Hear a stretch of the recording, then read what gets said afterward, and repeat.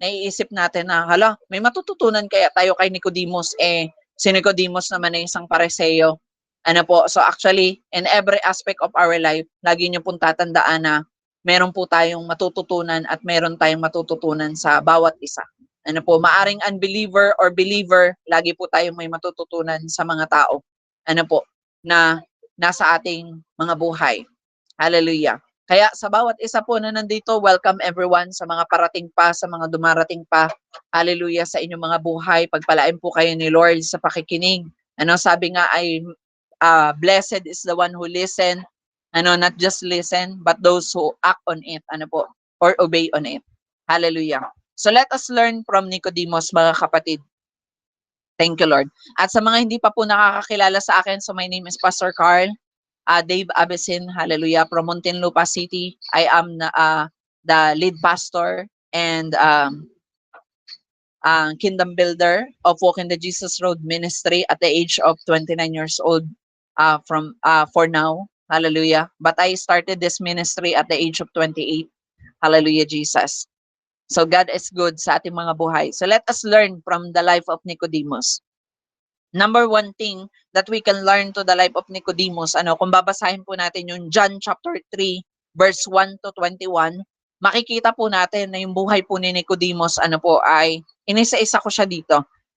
Yung una nating matututunan sa buhay po ni Nicodemus is number one, yung teachable heart. Alam niyo po ba ang buhay ni Nicodemus? Sabi dito, there was a man named Nicodemus, a Jewish religious leader who was a Pharisee. Siya po ay isang tagapagturo. Pero makikita natin na sa buhay po ni Nicodemus, hindi lang siya basta isang religious leader, siya po ay isang teachable na leader. Kasi bakit? Lumapit pa po siya kay Jesus or lumapit pa siya kay Jesus. Sabi doon, after dark one evening, he came to speak with Jesus. Pumunta po siya kay Jesus, hindi po para makipag-argue. Pumunta po siya kay Jesus, hindi para makipagbanggaan ng kung ano yung nalalaman. Alam niyo po ba, maraming mga Christian nowadays, pupunta sila sa isang ministry para lamang po makipagbanggaan ng kanila pong nalalaman. Pupunta sila sa ibang ministry para lamang po masabi na sila po ay magaling pagdating sa kanilang larangan or magaling sila sa kanilang theology. Pero let us learn the life of Nicodemus. Maging katulad po tayo ng buhay na meron po si Nicodemus. Si Nicodemus ay isang tagapagturo na, pero siya po ay meron teachable na puso. At yan po ang nais ng Panginoon. Hallelujah, Jesus. Nais po ng Panginoon ay yung mga puso na katulad ni Nicodemus. Na kahit na po siya ay iba man po ang ating doktrina, maaring sometimes or yung iba sa atin dito ay iba po ang doktrina ninyo sa doktrina na amin pong nilalakaran, pero iisa yung common denominator natin. Pag sinabi kasing doctrine, ito po yung study natin. Maaring ang study ng iba sa atin ay Arminianism, yung study ng iba sa atin ay Calvinistic, yung ibang study sa atin evangelical, yung iba ay Pentecostal doctrines and so on and so forth. Yung iba naman ay the doctrines of grace and whatsoever, or yung tinatawag na nabubulol talaga ako doon. Yung apostolic, Episcopal, something like that. Hallelujah, Jesus. Nabulol no? Hallelujah. So we have different kind of studies. We have different kinds of doctrines. Marami pong klase ng doktrina na makikita sa mundo na to. Meron pong tinatawag na Lutheranism, Protestantism, meron tinatawag na Arminianistic, meron tinatawag na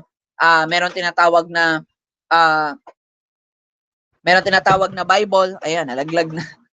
Meron tinatawag na Bible and so on so forth. Ang Bible, it is a compilations of a doctrines. Lahat na po ay makikita natin doon. So kaya kung tayo po ay nagtatalo-talo regarding po sa doktrina, talikuran na ho natin 'yan. Kaya nga sabi ng Panginoon, do not argue with other people. Si Jesus naman, di naman siya nakipag-argue doon sa study nung mga Pariseo. Kasi in the first place, doon din naman siya nakinig nung siya po ay bata pa lamang. Siya po ay nakikinig sa mga sinagoga. So ibig sabihin, hindi naman sila sabi doon na yung doctrines ng mga Pariseo ay mali. Ang minimindo ng Panginoon, tama yung doktrina, pero mali yung application. At maraming mga Christian, tama naman po yung ating mga doktrina. Pero ang mali, yung ating pong aplikasyon. Nagigets po natin? Ang ating doktrina, itinuturo sa atin na tayo po ay huwag judgmental. Pero marami sa atin, judgmental naman tayong tumingin. Hindi lamang kayo magkatugma ng doctrines, judgmental na kaagad. Ay, nako, sa demonyo yung doktrina na yan, and so on and so forth. Ano po, ang dami nating sinasabi kaagad. But it is not wrong. It is given to you. Yan po yung command na ibinigay sa'yo, edi yun yung i-apply mo. Diba? Katulad nga ng sinasabi ko palagi, not because we are apostolic, at ang church po ninyo ay walang apostolic, walang signs, wonders, and miracle. Ang inyo ay evangelical, or ang inyo ay more on evangelistic, yung iba sa atin ay more on rituals, hindi ibig sabihin na mali 'yon. Ang ibig sabihin lang po noon, that is the command that you receive from the Lord. Kahirap naman po na magdi-deliverance tayo, hindi naman natin na-receive yung deliverance anointing. Kahirap naman na tayo po mag-i-evangelism, pero hindi naman natin na-receive yung evangelism anointing na binigay ni Lord. Nagigets po natin. So let us learn to be like Nicodemus, na kahit na po siya ay tagapagturo, siya po ay religious leader, siya po ay lumapit pa rin sa Panginoon. At maaring ang iba sa atin na nandirito, kaya po kayo nandirito ay para matuto pa kay Pastor Carl. Ano kaya yung meron si Pastor Carl na pwede kong i-adapt or pwede kong matanggap? Kasi mga kapatid, sinasabi ko po sa inyo, even po ako po ay nakikinig din sa ibang mga preacher. Ako po ay nakikinig din sa mga anointed vessels ng Panginoon. Kasi kailangan ko rin pong matuto. Kasi ano po ang ituturo ko sa inyo kung wala po ako natututunan? Nagigets po natin? I cannot speak unto you with my own knowledge. Sabi po ng Proverbs na trust in the Lord with all your heart and lean not on your own understanding. Kung ako po ay magtuturo lamang based sa aking sariling understanding, ako po ay liligwak or ako po ay lalagpak. Ang mga shepherd or ang mga pastor, ang mga mentors ay ibinigay sa atin ng Panginoon. Jeremiah 3:15, sabi doon, I will give you shepherd that is after my heart, and they will feed you with knowledge and understanding. Kaya nga po, lagi kong sineset sa bawat isa sa atin, learn to have mentor. Magkaroon po tayo ng puso na tayo po ay nagpapamentor. Yung iba sa atin ayaw nang magpa-mentor kasi sabi naman daw ni Pablo, the Holy Spirit will teach you. Kapatid, even naman po si Pablo, natuto po siya sa mga teachers. Even naman po si Pablo, nakikiupo siya sa discipleship nila Gamaliel. So it doesn't mean that it is written there, ay pwede na yon. Pwede naman pala na wala na nagtuturo sa akin. Sino magko-correct sa'yo? Sino magno-nurture sa'yo? Di ba? Parang ganito. Di ba? Sinasabi mo na gusto mo maging mabuting magulang, pero wala ka namang model na magulang. Diba, katulad po ng usapan namin bago po kayong lahat mag-enter, diba, sabi nga ni Nanay Silina kanina, siya raw po ay maasikaso sa kanyang manugang. Kaya ang kanyang manugang, maasikaso din sa kanyang anak at maasikaso din sa kanila. Kasi yun yung kanilang pinakita. So, ibig sabihin, naging good model itong tao na ito at ito po ang ginagaya ng kanyang manugang or ng kanyang anak. Yung pagiging mabuting ehemplo doon sa kanyang mga nasasakupan. Nagigets po natin? So, sa bawat isa sa atin, we need to be like Nicodemus na meron po siyang puso na talagang kung hindi niya alam, siya po ay lumalapit para magpaturo. Marami sa atin, hindi na nga natin alam, hindi pa tayo nagtatanong. Yung iba naman sa atin, hindi na nga natin alam, nagmamarunong pa tayo. Yung iba naman sa atin, hindi na nga natin alam, hindi pa natin inalam. Nagigets po ninyo? Many people, we are in a different situation. Yung iba sa atin, hindi na nga natin alam, hindi pa natin inaalam. Yung iba naman, hindi na nga alam, nagmarunong naman. Yung iba naman, ay bahala na si Batman or bahala na si Superman. Kung malalaman ko, ay di Shing. Kung hindi naman, ay di wow. Hallelujah. So sabi dito, after dark one evening, he came to speak with Jesus. Imagine nyo ha, si Nicodemus, isang Pariseo, isang religious leader, isang tagapagturo, siya po ay lumapit kay Jesus. Meaning, ang teachable heart ay merong humble heart. A teachable heart has also humble hearts. Alam nyo po, kaya pinapractice natin na hindi laging ipaprophesy sa atin. Alam nyo, marami sa paglilingkod ko po ng 7 years in the ministry, 2 years sa WTJR, And 5 years sa aking former ministry, marami na po ako na-encounter ng mga tao na kailangan pa pong i-prophesy sa kanila bago sila mag-open. Kailangan pang i-prophesy sa kanila bago sila lumapit para magtanong. Kailangan laging ipaprophesy sa kanila. Alam nyo kapatid, huwag nyo pong gawing mga manghuhula yung mga leader at mga pastor ninyo. Yes, we need prophecy. But not all the time, we need prophecy. Nagigets po ninyo? Not all the time, we need prophecy. Maraming mga tao, lahat na ng desisyon nila sa buhay, i-relate nila sa prophecy. Ano po? Mag-aasawa, prophecy. Magla-love life, prophecy. Bibili ng lupa, prophecy. Ano? Bibili ng bahay, prophetic pa rin. Ha? Wala ka bang plano sa buhay? Lahat na lang ng bagay, inasa mo na sa prophetic. Di ba? Para ka ng si Rudy Baldwin. Nagiging manghuhula ka na lang eh. Nagiging mema-mema ka na lang. Nagigets po ninyo? Lahat na prophecy. Nagigets po natin? Para magbigay sa kapwa, kailangan ipapakita muna ni Lord sa vision bago magbigay. Bakit? Wala ka bang discernment? Wala ka bang conviction? Kasi pati pagbibigay, kailangan ipaprophesy sa'yo. Kailangan ipapakita sa'yo ni Lord. Pag hindi pinakita ni Lord, di ka magbibigay. Kasi Lord, hindi mo naman pinakita through vision, kaya hindi na ako magbibigay. Kahit church pa yan, hindi na ako magbibigay. That is our first task into the Lord, to give into the house of the Lord, to have food in the storehouse. Ano naman pong kakainin ng mga nasa storehouse or ng mga nasa church kung wala naman pong nagigib? Parang ganito. Di ba? Yung pastor, hirap na doon sa church. Di ba? Wala man lang mga nagsusupport. Di ba? Tapos gusto nila na yung pastor, kailangan daw ay focus sa paglilingkod kay Lord. Paano ka makaka-focus? Kailangan mo nga ng pangrenta, kailangan mo pambayad ng kuryente, kailangan mo ng pamasahe papuntang mission. Alam mo, maglakad ako. Di ba? Alam mo maglakad yung pastor ninyo. Di ba? That is the essence why we need to support, why we need to seeds onto the works of the Lord. Ano po? Hindi naman tayo inuobliga. Ano po? Pero ito po ay inilagay na ng Panginoon in the Word. Nagigets po natin. Una nating intayin yung vision. Yung iba sa atin, kailangan muna ng vision bago mag-give. Hallelujah. Nagigets po natin? Natuto po ba tayo?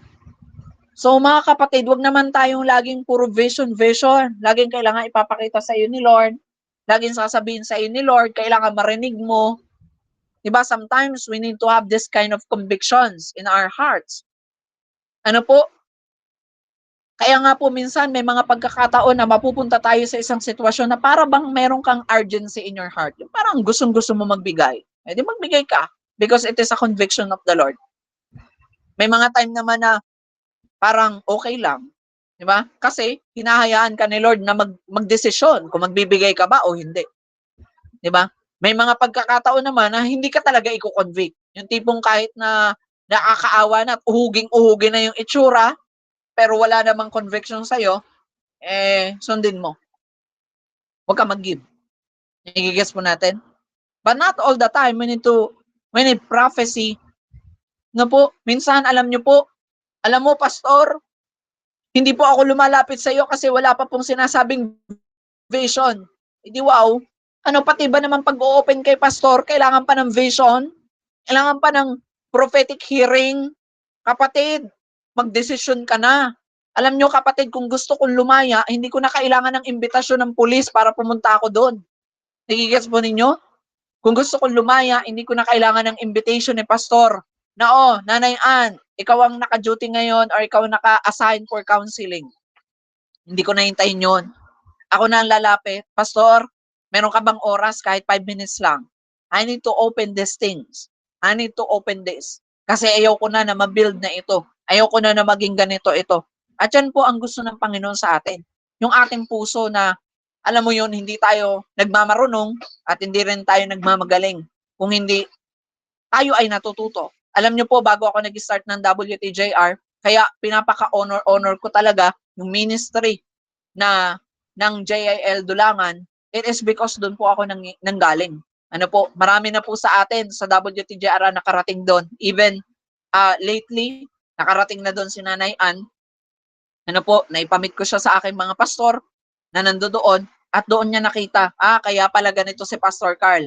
Kaya pala ito yung kanyang nature, kasi yung pala ay natutunan niya doon. 'Di ba? Doon mo makikita na grabe po sila. Pagdating sa giving, grabe sila. Hallelujah, Jesus.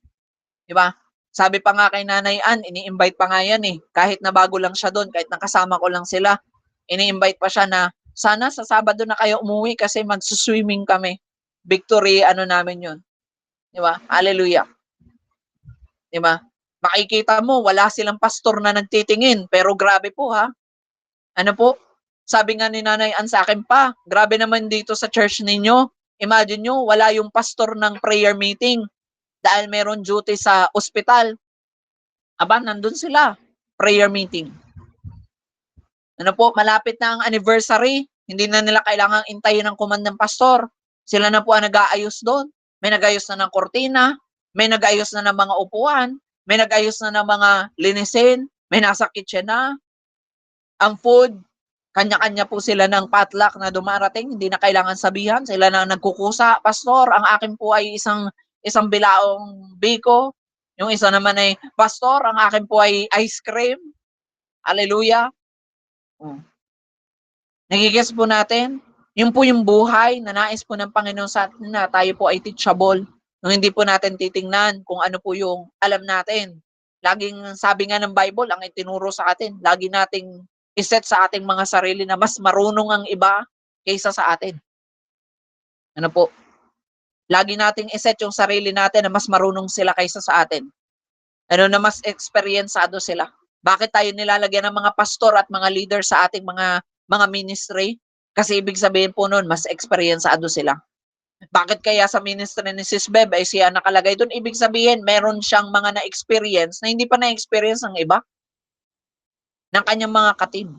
Bakit kaya nilagay si Nanay Vicky doon at saka si Sis Eden doon sa JGM? Kasi meron silang experience na hindi pa natin na-experience. Kaya sila nilagay doon ng Panginoon. Bakit kaya sila Pastor Carl kahit at the age of 29 nilagay sa WTJR bilang kingdom builder, bilang elder, bilang lead pastor? Kasi meron silang experience na hindi pa natin na-experience. Hallelujah. Katulad po niyan kahapon, meron lumalapit sa ating mga kapatid natin sa ministry. Ano po ang sabi nila? Sabi ko nga, kami na ang pupunta sa church ninyo. Ang sabi nila, hindi pastor. Kami ang may kailangan, kami po ang pupunta. Hallelujah, praise the Lord. At ngayon po, nagpapatulong sila para po ma-register ang kanilang church. Ngayong araw po na ito, na-approve na po ang kanilang name. Nag-aayos na po sila ng papeles. Sabi ko, thank you, Lord. Po? Hallelujah. Hindi man natin sila ka-WTJR, hindi man natin sila kasama sa ministry, pero kailangan nila ng tulong natin, tulungan natin. Dahil sila naman po ay nagpakumbaba na. Sila na po ang lumapit. Po? Hallelujah, Jesus. Imagine nyo pagkatapos ng discipleship, pagkatapos po ng kanilang gawain, pumunta pa po sila dito. Nagmamadali pa silang pumunta dito. Nagmotor sila. Po? Kasi baka daw tulog na ako. Baka daw pagod ako. Nagigets po natin mga kapatid. So we need to be like Nicodemus na merong teachable heart, na merong humility. Na hindi na natin laging iintayin si pastor ang lalapit sa atin, tayo na ho ang lumapit kung tayo may kailangan. Kung kailangan nyo pong matutunan, lapit ho kayo. Kailangan mo ng counsel, lumapit ho kayo. Pero kung kailangan nyo ng love life, wag na ho kayong lumapit sa akin. Mission muna ako. Nagigets po ninyo? Po? Kung kayo lalapit sa akin para makipag-love life, never mind. Diba? Kung kailangan ko na ng love life, ako na mismo ang pupunta. Hallelujah. Nagigets po natin mga kapatid. God wanted us to understand. Po? Let us be intentional sa ating mga ginagawa. Po? Yan nga po ang lagi kong sinasabi. Kung ikay pupunta sa akin for personal, bahala ka sa buhay mo. Pero kung ngay pupunta dito para sa ikalalago mo, ikago-grow ng ministry, kahit 12:00 ng gabi, i-welcome kita dito sa bahay namin. Alam yan ng mga katim ko. Kahit na ako'y mumulat-mulat diyan at puyat pa ako kahapon, when they knock at my door, babangon ako for them. just to hear kung ano yung magandang balita nila, kung ano yung madadala nila sa akin. Pastor, pasensya ka na kasi ginising kita kasi meron akong problemang malaki ngayon, kailangan ko ng prayer, kailangan ko na, no problem. Diba? Huwag ka lang kakato kasi kailangan mo ng 1,000,000. Diba? Maghahanap din ako nun. Samahan na lang kita. Diba? Kato ka 12:00, Pastor, kailangan ko ng 1,000,000. Sige, maghanap tayong dalawa. Hallelujah. Ano po? So kidding aside, sabi dito, after dark one evening, he came to speak with Jesus. Siya mismo ang lumapit. At sabi niya doon, Rabbi o Rabbi. Ano na ang ibig sabihin ay guro? Di ba po, siya ay tagapagturo na ha? Pero imagine nyo, binaba niya pa ang sarili niya. Kaya nga po, kahit na po ako ay pastor na, ano po, minsan naalala ko nung anniversary, nung linggo, nung pumunta kami ng anniversary ng JAL, meron po akong kapatid na sa natin sa pananampalataya sa JAL Puerto Galera. Kakilala ko po yun kasi magkasama po kami sa DBBS. Siya po ay leader na ngayon at ako po ay pastor na. Alam niyo po, sabi ko sa kanya, Kuya, ganito kanyan. Sabi niya, Hoy, mas matanda pa nga ikaw, mas matanda ka pa nga sa akin eh. Tapos kinukuya mo ako. Sabi ko, ay sorry. Hindi lang kasi ako sanay. Basta ka ako sa akin, kay matanda ka o bata ka sa akin, sanay na ako na ang tawag ko'y kuya. Kasi yun po ay way ng pag-respect or way po yun ng paggalang para sa akin. Ano po, na tinatawag ko kayong ate, tinatawag ko kayong kuya. Bakit ang tawag ko kay Nanay Selena ay nanay, Nanay Grace, Nanay Ann, Ninang Dana? It is because it is my address, Kuya Brian, 'di ba? Si Kumaring Christy. Ano po, it is my way to respect you. It is my way to honor you, people of God. Kasi deserve nyo rin yun. Ano po, hindi porket pastor na ako, ang tawag ko na sa iyo, o Ann, kahit na mas matanda ka sa akin, o ikaw, Brian, o ikaw, Jerlyn, o ikaw, Selena. Hindi pwede. Di ba? It is my way to respect. Ano po? So, si Nicodemus, tinawag niya nga rin ng Panginoon na Rabbi. Kahit na po si Jesus, wala naman siyang accreditation na siya po ay tagapagturo or guro. Pero itong si Nicodemus, siya po ay meron. Diba? Kumbaga ika nga, tinawag niyang teacher itong si Jesus, pero si Nicodemus ay merong item. Siya ay pasado sa board exam. Pero itong si Jesus hindi. Pero ginalang niya, tinawag niyang rabbi or tinawag niyang guro. Kaya nais ng Panginoon sa bawat isa sa atin, kung kayo po ay makakasalamuhan ng ibang tao, ng ibang leader, igalang natin sila according sa kung ano ang pagkaka-design sa kanila ni Lord. Nagigets po natin? Sabi dito, he said, we all know that God has sent you to teach us. Imagine nyo po hindi niya sinabi, imagine nyo, si Nicodemus ay isang religious teacher or religious leader, pero nung lumapit siya sa Panginoon, alam mo ang sabi niya, alam naman po natin, sabi niya, guro, alam naman po natin na sinugo ka ng Panginoon para turuan kami. Imagine that. Imagine that kind of humbleness. Tayo kaya natin yung gawin. 'Di ba? Nalalapit tayo kay Pastor Carl na mas bata sa atin, tapos sasabihin natin, Pastor Carl, alam ko naman na isinugo ka ng Panginoon para turuan kami kahit na mas maedad kami sa iyo. Pero ano po kaya ang maipapayo mo sa akin? Kasi magmi-ministry ako. Ano po kaya ang maituturo mo sa akin mag-aano po ako mission, 'di ba? Hallelujah Jesus.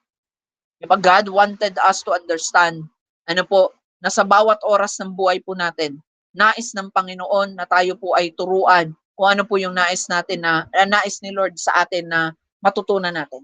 Ano po, at katulad ni Nicodemus, siya man po ay isang tagapagturo na. Pero imagine niyo po yung pagpapakumbaba na ginawa niya sa harapan po ng ating Panginoon. Ano po, kaya pala, kahit na pala itong si Nicodemus ay dating magnanakaw, ika nga, dahil po ninanakawan niya po ng mga buwis yung mga tao. Dinadagdagan niya kung ang buwis ng isang tao ay 1,000, ginagawa niya 2,000. Hallelujah Jesus. Ganun po ang buhay niya. Hallelujah Jesus. Ay hindi pala. Sorry po. Si Zacchaeus pala yung nare-remember ko. Hindi kayo nag-react, no? Hindi kayo nagbasa ng Bible, no? Hallelujah. Zacchaeus yun. Di ba? Si Nicodemus, siya po ay talagang tagapagturo na. Hallelujah. Hindi sila nag-react. Hallelujah, Jesus. So God wanted us to be like Nicodemus, na kahit na po siya ay isang magaling na tagapagturo na, ano po, itinuro niya pa rin sa atin na kahit pala ikaw ay nagtuturo na, kahit pala anong galing mo na sa ministry, ano po, kailangan pa rin po pala na tayo po ay lumapit pa rin dun sa mga lingkod ng Panginoon na ipinagkaloob or binigay sa atin. Kahit pala si Nanay Ann nagtuturo na sa mga bata, kailangan pa rin pala niya minsan na lumapit sa kanyang tagapagturo para po siya ay magpaturo pa. Ano, dahil kahit na po tayo nagtuturo na, kailangan pa rin po nating turuan. Alam niyo po, ang mga teacher, bago sila magturo, ay tinatawag silang lesson plan. At yung lesson plan, sinasubmit yun sa principal, pinapacheckan yun para alam ni principal kung nasa na silang area ng itinuturo. Hindi pwedeng basta na lang sila magtuturo nang hindi po sila naka-align kung ano po yung curriculum or hindi po sila naka-align sa kung ano po yung kanila pong nilalakarang mission at vision. Nagigets po natin? So tayo sa ministry ganun din. Ano po, kahit na po kayo tagapagturo na, huwag po kayong mahiya na magpaturo pa. Alam niyo po, noong mga panahon na ako po'y nagtuturo na, ako po'y lumalapit pa sa akin yung spiritual father kasi yung spiritual father ko before ay merong stent yung kanyang heart. So hindi siya nakakalayo. So ako, nakakalayo ako kahit saan ako pumunta. Ano po, pagbalik ko, i-share ko yung testimony. Ano po, ng aking mga missions. Hallelujah, Jesus. Alam nyo, last time, pagbalik ko nga, galing Bicol, alam nyo, nandoon kami, pumunta kami doon sa puntod ng spiritual father ko. Sabi ko, o Kuya Je, di ba? Sa isip ko na lang, sila Ate Lindsay, nagpunta pa sila doon sa may kapatid niya eh. Dinalaw niya yung kapatid niya. Sabi ko, Kuya Je, di ba, kakabalik lang namin, galing mission. Alam mo, ito yung vision mo dati, di ba? Ito yung declaration mo dati na darating yung panahon na kami magiging mga tagapagturo din. Sabi ko, ito na ngayon, dumarating na yung panahon na ako ay nagtuturo na rin. Diba? Imagine nyo po, kahit ng spiritual father ko po ay mukhang buto na lamang ang nandoon, pero imagine nyo yun. Diba? Gusto ko pa rin na mag-submit, kahit na alam ko na siya ay buto-buto na lamang yung nandoon. Pero alam nyo po yun, I just wanna submit unto my spiritual father na, o eto na yun, salamat kay Lord, kasi binigyan niya ako ng mga tao na makakatulong sa ministeryo ko, katulad ng aking pastor and pastora doon sa JL Dulangan. Ano po? So we need to understand. Alam niyo po, nagsimula po ang ministry because of them. Ano po, noong mga time na ako po'y gulong-gulo na ang pag-iisip, lumapit ako sa pastora ko, umiiyak ako noon. Sabi ko, Pastora, ipag-pray niyo ho ako. Sabi niya, para saan, Pastor Carl? Sabi ko, Pastora, gulong-gulo na ho ako sa buhay. Hindi ko na ho alam kung anong gagawin ko. 'Di ba, ang mga magulang ko ay galit sa akin. Ang aking pamilya ay against ho sa akin. Ang aming ministry ay divided. Hindi ko alam kung anong gagawin ko na. Sige, mag-pray tayo. And upon prayer, isa lamang ang sinabi niyang prophetic word, you are like Paul of this generation. The Lord is telling you right now, magpatuloy ka sa kung anong pinapagampanan sa iyo ng Panginoon.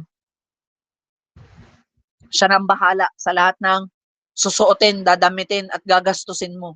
Alam niyo po, ang sabi niya sa akin, pagbalik mo sa ministry mo na yan, makipag-closure ka.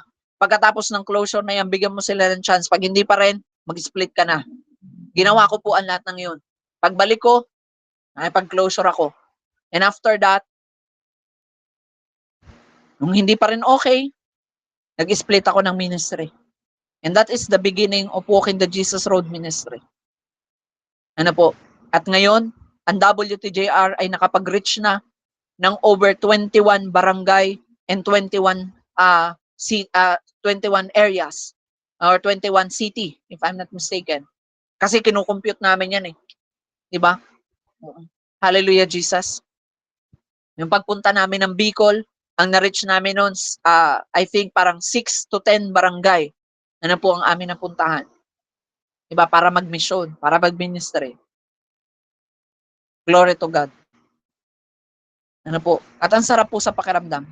Alam ni Nanay Ann, nung pumunta ako ng Mindoro last week, kakauwi ko lamang po nung June 1.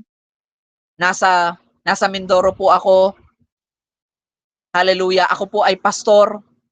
Ako po ay, 'di ba, pwede namang maging entitled ako kung tutuusin pagdating doon. Pwede ko naman sabihin, aba, founder ako ng Walk in the Jesus Road Ministry, ba't niyo ako pag-a-usherin? Pero alam niyo 'yun, kahit na po ako ay kingdom builder ng WTJR, alam niyo pagdating ko sa aking mother church, alam niyo po, Ako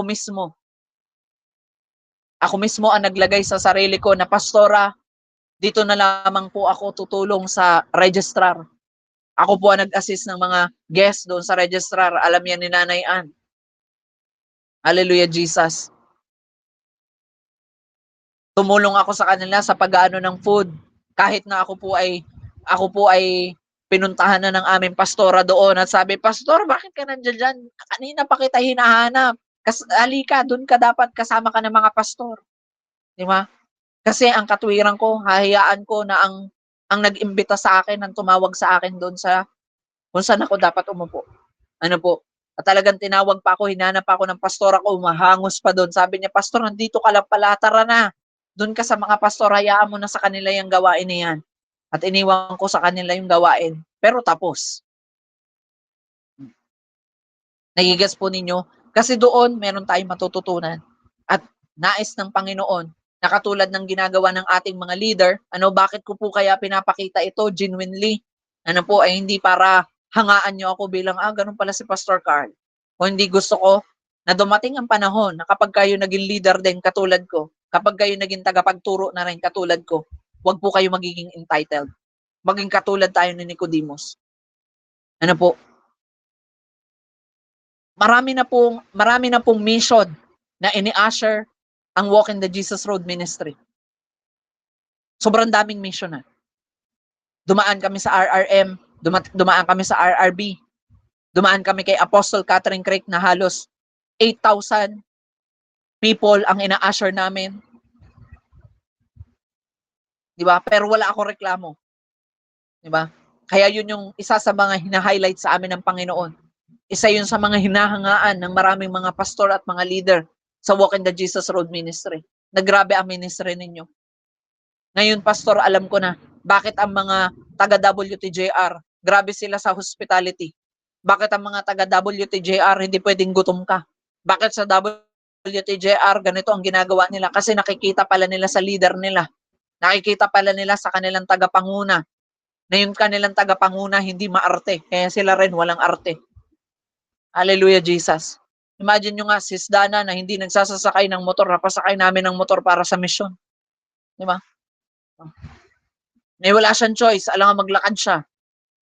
Di ba? Si Prophet Rainier na hindi kumakain ng gulay, sabsab walang awa. Nung nandoon, di ba? Hindi dahil wala siyang choice, kung hindi, yun ang aming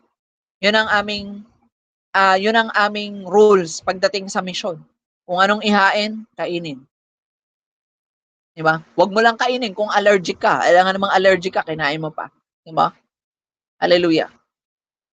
Nagigets po natin? Di ba? Nagtatawanan na nga lang kami. Kasi nung pumunta kami ng Kapalonga, madalas ang inahayin sa amin ni Kuya Brian, seafoods.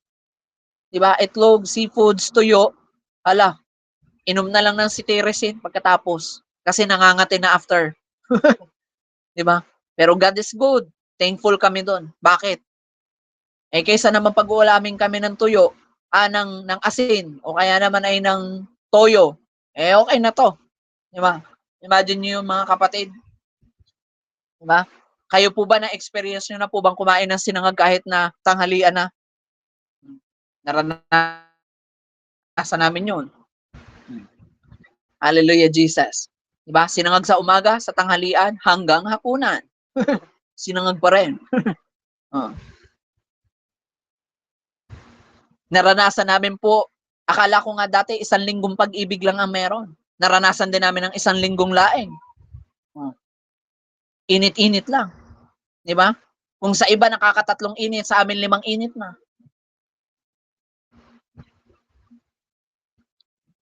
Hallelujah, Jesus. Diba? Naalala ko nung pumunta kami ng Panganiban.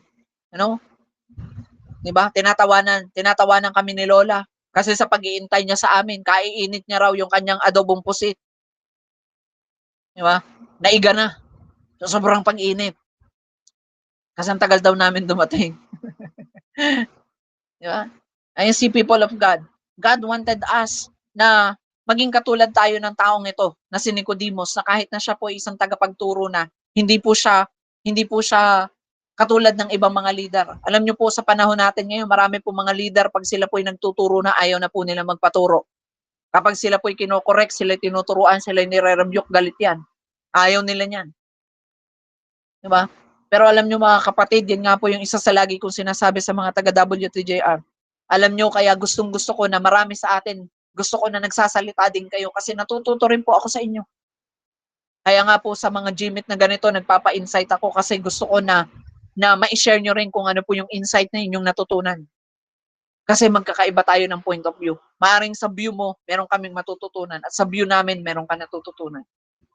Hallelujah, Jesus. So natuto po tayo. Ikalawang bagay na atin pong matututunan kay Nicodemus. Spiritual people reproduce spiritual life. Alam nyo yun? Sabi po dito, dun sa pag-uusap nilang dalawa ni Jesus, sa John 3, 5 to 6 and 8, Jesus replied, I assure you, no one can enter the kingdom of God without being born of water and the Spirit. Alam niyo po nung time ng aming team building nung Abril, sabi ko sa kanila, hindi ako nagbabaptize nang hindi po nila naiintindihan kung anong essence ng baptism. Kung ang pagkakaintindi mo ang baptism, ilulublob ka lang doon para sa kapatawaran ng kasalanan mo, mali yun. Ilulublob ka doon kasi yun ay panibagong kapanganakan mo. Ikaw ay hinugasan. Sabi doon, you cannot enter to the kingdom of God. Alam nyo, minsan, meron sa journey ko po, meron po ako na-encounter, sabi niya, hindi ko na kailangan magpabaptize kasi ako naman ay filled ng Spirit. Pero nakalagay dyan, you cannot be born again without being baptized in water and being filled in the Spirit. Diba? Kaya nga po sabi ko sa inyo, yung mga tao na nandito or kung sa GMIT po na ito, meron po sa inyong, yes, may speaking in tongues ka na, nandiyan ang Holy Spirit, pero hindi ka baptized in water, I am telling you, you are not in the kingdom. Kasi sabi dito, no one can enter the kingdom of God without being born of water and the Spirit. So you need the baptism of water and you need the baptism of the Holy Spirit. Hindi pwedeng sabihin natin, pastor, ako naman po ay nabaptize na in water. Kahit naman siguro hindi na ako mabaptize in Spirit, hindi ka pa rin makaka-enter sa kingdom. Bakit? You cannot enter to the kingdom of God without being born again. Bible po yan. Hindi po yan dahil sa aking knowledge or sa alam ko lang. That is the Bible. That is Jesus who says it. Diba? Kaya nga si Jesus mismo, kahit na siya po ang Mesaya, ano po ang ginawa niya? Ipinakita niya sa atin ang pagbabautismo sa tubig at ang pagbabautismo sa Espiritu sa pamamagitan ng pagbaba ng kalapati. Pero anong madalas nating naririnig? Let us be baptized in the Spirit and fire. Diba? Let us be baptized with fire. Yun yung madalas nating naririnig. Kasi bakit? Doon kasi binaptize yung mga apostol.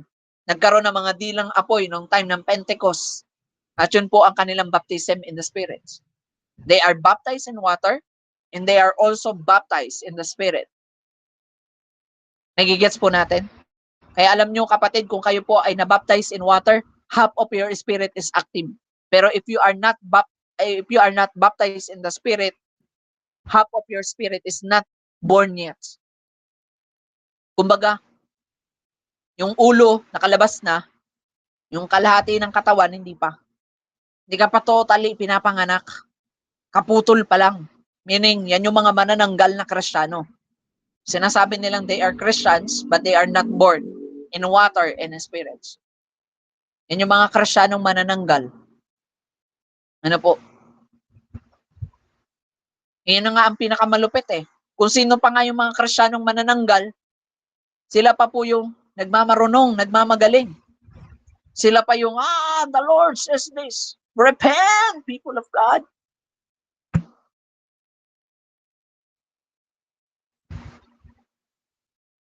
Alam niyo po nung time na nagmi-ministry si Evangelist Philip, sabi doon, and Evangelist Philip stood in the stone and turned the city to the Lord. He baptized them in the water. And when Peter and John came to the place of Philip or Evangelist Philip, they baptized the people in spirit.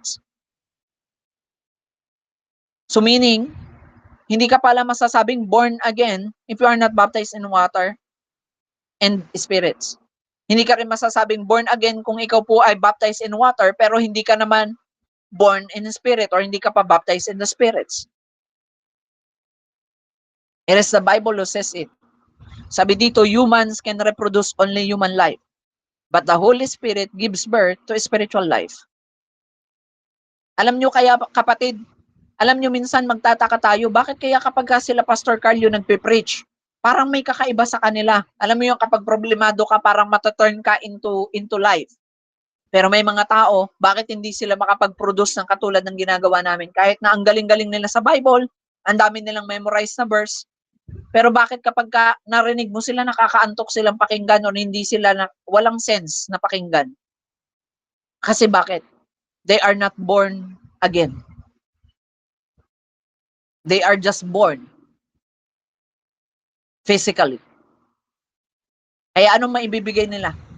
Ang sabi doon, anyone that is not born in spirit cannot produce spiritual life.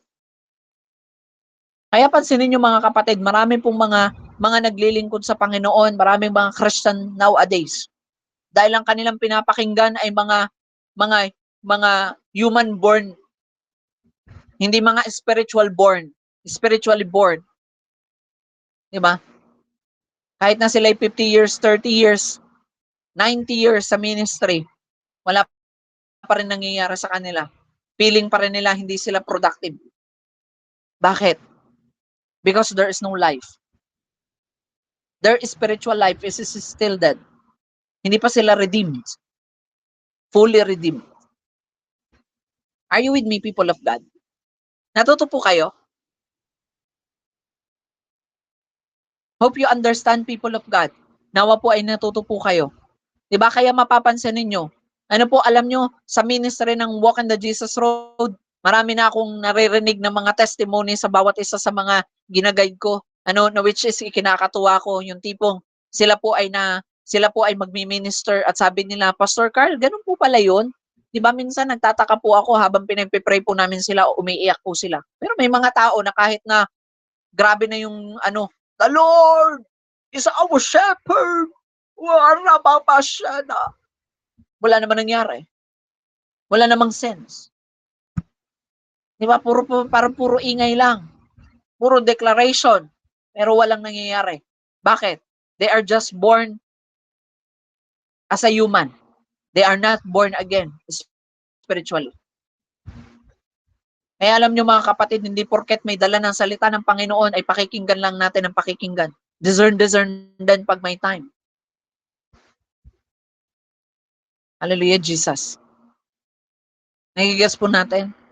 Kasi alam nyo kapatid, ang mga totoong lingkod ng Panginoon, bawat salita na lumalabas sa kanilang mga labi ay hindi sanggaling sa kanila, kundi sa Panginoon mismo. Kaya kapag sinubukan mong itry or i-apply ang mga salitang nanggagaling sa kanila, nagbubunga yun. Nagigets po ninyo? I was remember the time na umuwi si Nanay. I was remember the time na unang nag-meet kami ni Nanay Ann. Lagi niyang sinasabi ng mga time na yun, alam mo pastor, hindi kami okay ng family ko, ganito, ganyan. Ngayon alam nyo, nung nag-meet kami ng May 27, alam mo ang sabi niya, Hallelujah Jesus, nawa mamaya mag-testify si Nanay, siya na mag-testify, alam niyo yung sabi niya, na siya na mismo ang nagulat nang akapin siya ng kanyang nanay at sabihin, anak, pasensya ka na, patawarin mo ako sa mga pagkakamali ko, ganun din yung kanyang tatay. Di ba parang look what, ha? Wala nga akong ginawa, hindi nga ako nag-preach sa kanila kasi walang signal. Di ba? Pero anong sabi ko sa kanya? Nanay, yan yung katuparan ng mga salita ng Panginoon na in-speak out namin sa inyo dati pa man. Na alam mo, kapag ka ikaw, pinagamit mo ang buhay mo kay Lord, hindi mo kailangan magpagod para madala ang pamilya mo. Sapat ng liwanag ka sa kanila. At kapag nakita nila ang liwanag mo, na dala-dala mo, imagine nyo, sabi nga sa testimony niya sa akin, noong time na yun, nagkukwentuhan kami.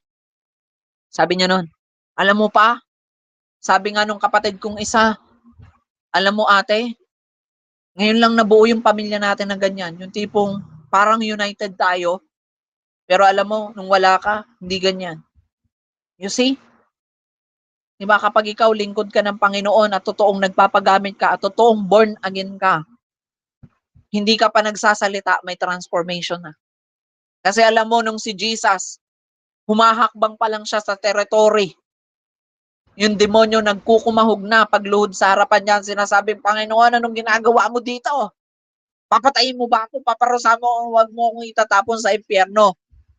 Pwede bang sa baboy na lang? Kasi bakit? Alam ng kaaway na pag tinapon na sila sa impyerno, hindi na sila makakabalik pa. Madi-destroy na sila doon kasi yun na yung judgment sa kanila. Nagigets po ninyo? Kaya nga ayaw na ayaw ng demonyo sa mga deliverance minister. Kaya alam nyo, yung mga Christians kapag dating sa deliverance ministry, allergic yan. Bakit? Ayaw na ayaw ng demonyo na pupunta ka ng deliverance ministry. Kasi yung demonyo na nandyan sa loob mo, takot yan na masent sila saan? Sa impyerno kasi alam nila na wala na silang balikan. Judgment na yun. Alam nyo ba na sinabi ng Bible na you can trample snake and scorpion? So ibig sabihin, you can judge demons. Kaya mong i-judge ang demons. Kaya nga po ayaw na ayaw ng demonyo sa mga deliverance minister. Kasi alam nila, pag nakita sila ng deliverance minister at kinuman sila, I command you demons, go back to the abyss right now, go back to the pit of hell, go back to hell right now, I open the door and I throw you up in 1, 2, 3, come up right now. Sumisigaw yan, no! Kasi bakit ayaw nila doon eh? Torment kasi yun for them. And they cannot return. Are you with me, people of God? So let us learn to Nicodemus.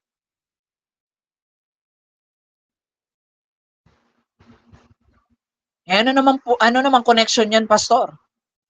Nicodemus teaches the word as human. It cannot give life. But Jesus teach spiritual things.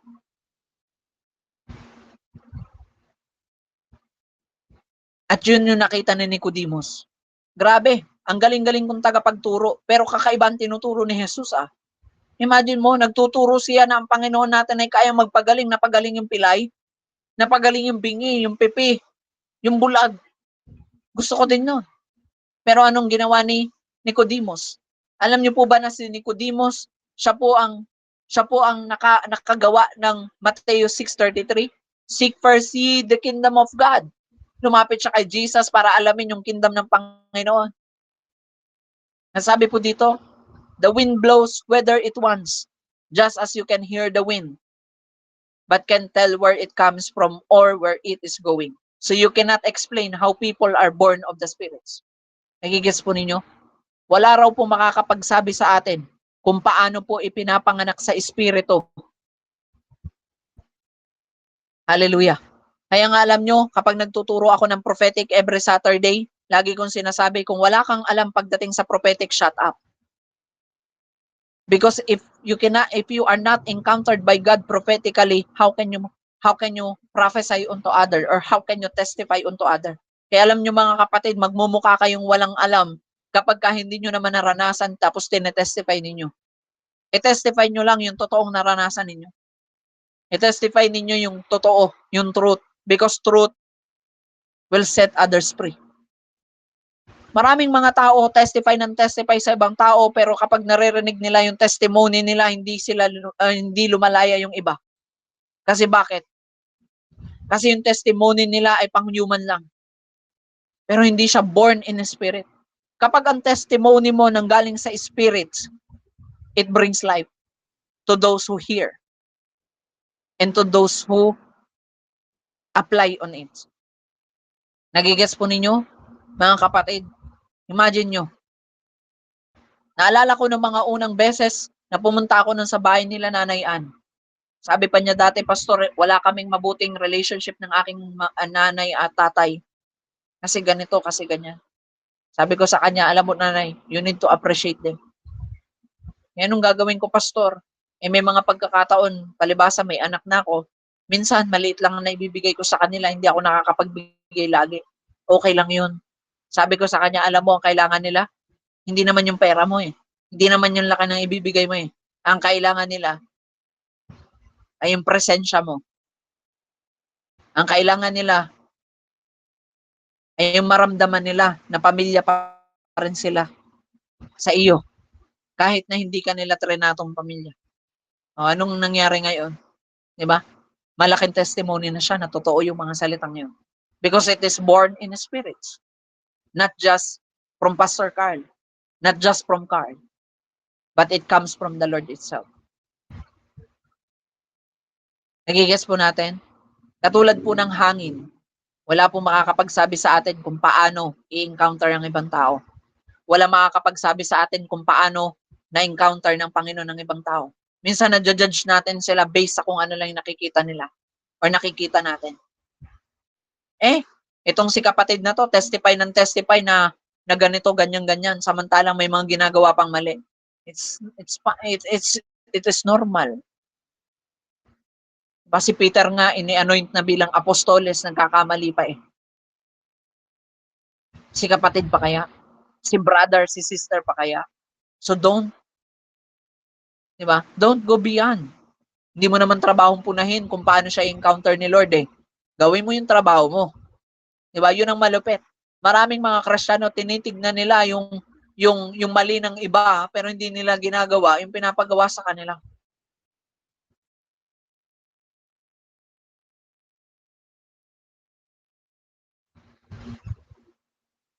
Hallelujah, Jesus. Kaya nga nagbo-born yung mga taong unteachable ang puso. Kasi sila yung mga tao na tingin sila ng tingin sa mali ng iba, pero ayaw nilang kinokorek sa mali nila.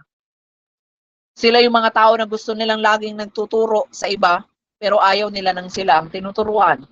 Sila yung mga tao na laging nagsasuggest, pero ayaw nila nang sinasuggestan. Nagigas po ninyo. Number 3. Knowledge doesn't mean you have faith. Itong si Nicodemus na ito ay isa sa mga nagpatunay na kahit pala ikaw ay punong-puno na ng karunungan, it doesn't mean na meron ka ng pananampalataya. Kaya alam nyo mga kapatid, marami po ako mga na-encounter na mga tao na dami-daming dalang Bible verse. Pero wala namang faith. Wala namang faith. Wala namang pananampalataya. Mga peking Kristiyano, nagdadala ng knowledge at dami-daming dalang knowledge, wala namang application. Kaya nga sabi ko, hindi na baling ang dala ko lang ay John 3:16. Ang mahalaga na i-apply ko yung tamang pagmamahal. Hindi na baling ang dala ko lamang ay Jeremiah 29:11. Kung ako naman ay marunong magtiwala sa plano ng Panginoon, kaysa naman dala ko yun, pero hindi naman ako nagtitiwala sa plano ni Lord. Dala ko nga yung word na John 3:16, pero hindi naman ako marunong magmahal ng kapwa. Dala-dala ko nga yung verse na nagsasabing magpatawad ka ng 7 beses, 77 beses, pero hindi ko naman na-apply. May sama pa rin ako ng loob. Sabi ng John chapter 3 verse 10 to 15, Jesus replied, "You are a respected Jewish teacher, and yet you don't understand these things." Imagine nyo hindi mo alam kung kinutsapa ba siya ng Panginoon nung sinabi niya na, ano ka ba Nicodemus? Di ba respetado kang tagapagturo? Bakit hindi mo alam ang mga bagay na aking tinuturo? Di ba? Kapatid, mahirap masabihan ng mga bagay na yan. At minsan, masakit masabihan ng mga bagay na yan. Alam nyo, when it comes to prophetic, marami na po akong tao na medyo nasupla pagdating sa prophecy. Kasi yun yung buhay ko eh. Pinanganak ako na nasa prophetic na ako eh. Kaya may mga tao na magsasabi sa akin, Pastor Carl, this is a prophetic word. Pero pag tinanong mo, how can you hear the voice of the Lord? Di nila alam. Di nila ma-explain sa iyo. How can you hear the word of God?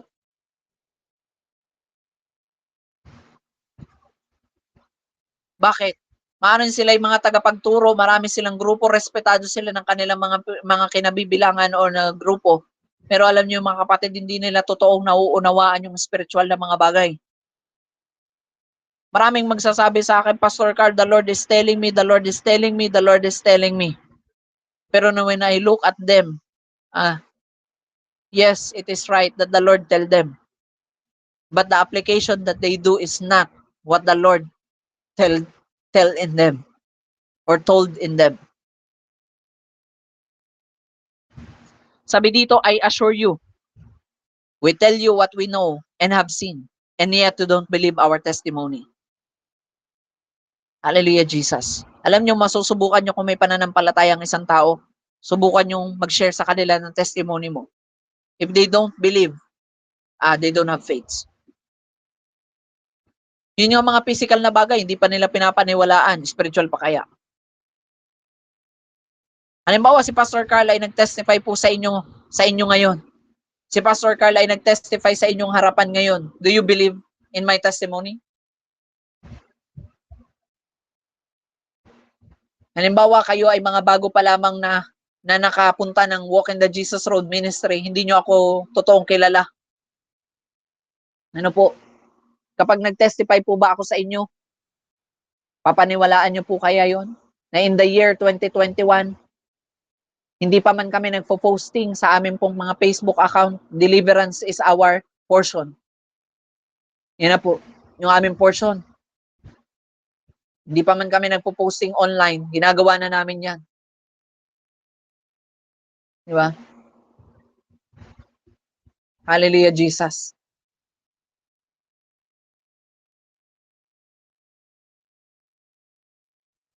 Now you see, people of God, kaya alam nyo, huwag nyo lang i-goal na magkaroon kayo ng knowledge. Nawang i-goal ninyo, magkaroon kayo ng actions. Yung totoong actions, yung totoong experience. Kasi yun yung totoong testimony. You can testify a great testimony if you experience it. Kaya nga alam nyo, kapag nagte-testify po ako sa inyo, hindi po ako lumalayo ng testimony. Hindi ako magte-testify sa inyo na naranasan ko ang depression kahit di ko naman naranasan. Diba? I testify it because I experience.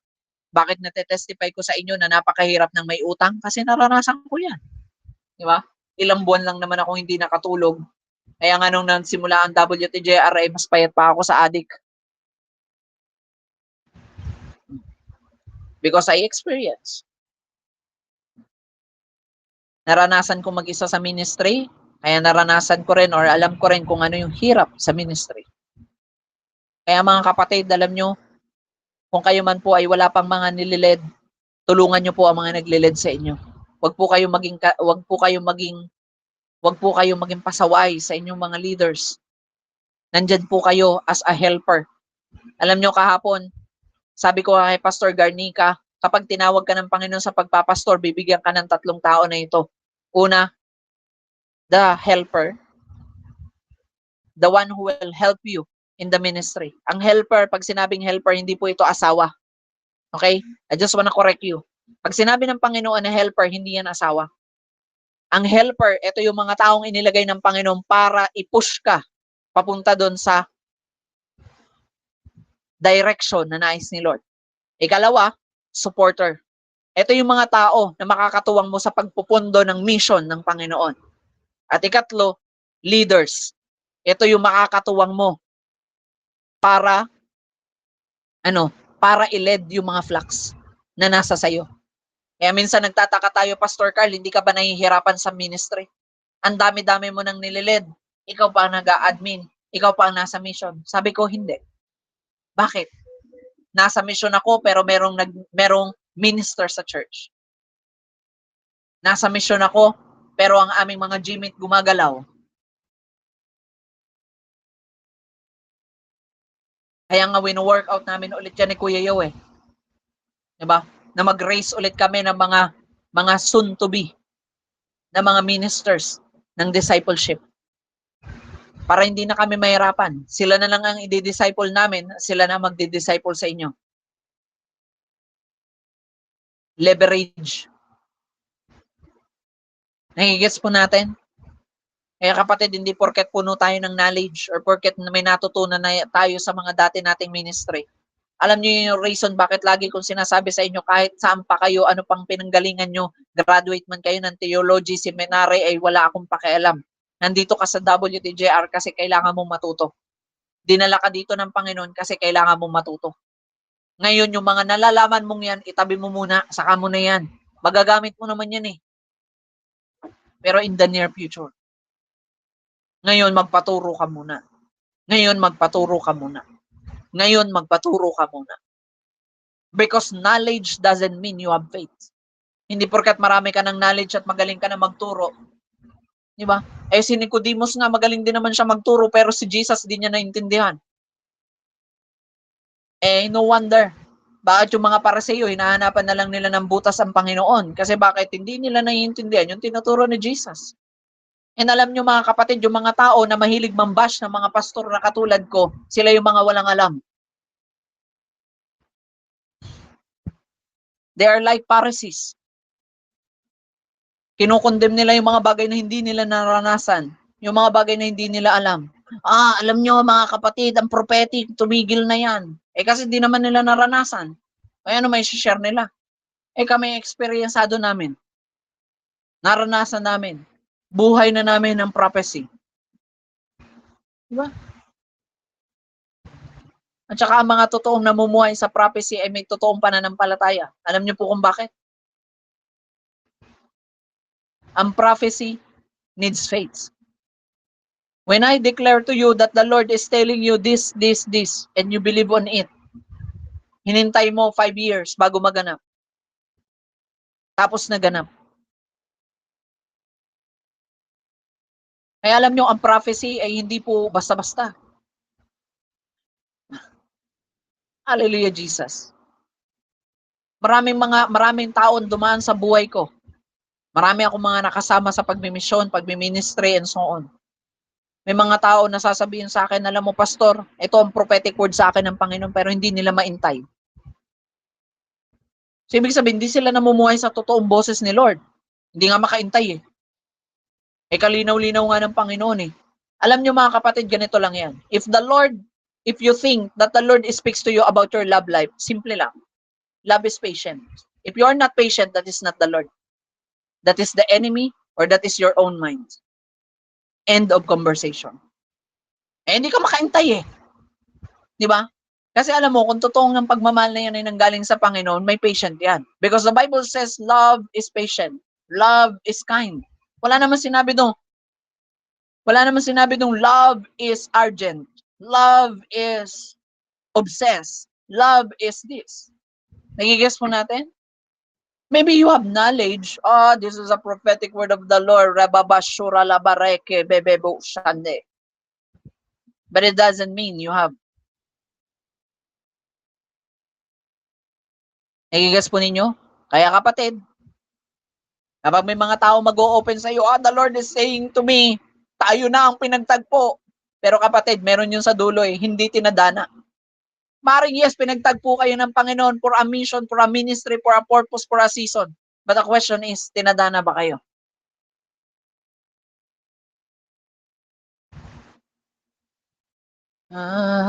Hallelujah. Hallelujah. For the Lord. Yung si people of God. Eh ko nga, ang dami ko nga nakasama sa ministry. Sabi nga nila sa akin, kahit saan nandoon ka, Pastor Carl, nandun din kami. Sabi ko, amen.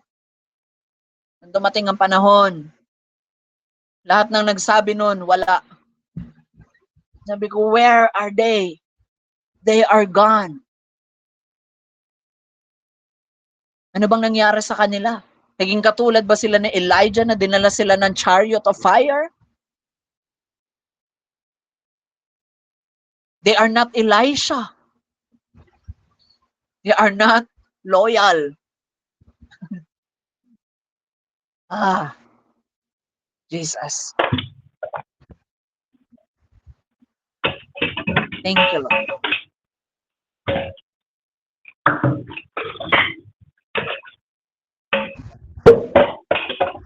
Hallelujah. Are you with Fav? Beijing.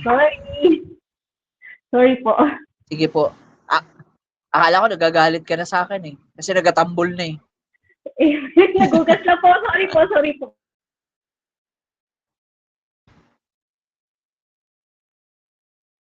Diba? Sorry guys ha. Kasi baka mamaya may mga natatamaan po dito. Kasi may revelation na sa kanila ng kanilang iibigin, kapatid. Love is patience. Kapag yung pagmamahal na sinasabi mo hindi makahintay, hindi yun ang galing kay Lord. Di ba?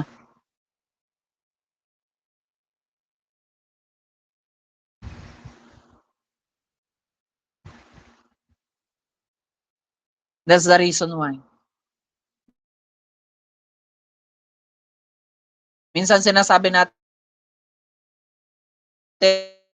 na I know the unconditional love of God, but we don't really know. Minsan sasabihin natin, I hear the voice of the Holy Spirit, but do we really hear the voice of the Holy Spirit? Di ba? Among people of God. Sabi dito, but if you don't believe me when I tell you about earthly things, how can you possibly believe if I tell you about heavenly things? Marami sa atin, punong-puno tayo ng knowledge. Pero alam niyo yun, yung mga simpleng testimony na na-share natin, hindi pa natin pinapaniwalaan or na-share ng iba. Wala, totoo kaya yun? Totoo ba talaga yun? Nung nag-pray si Kuya Brian, nakatanggap siya ng 1K. Baka may utang lang sa kanya yun, kaya nagbayad. How can you?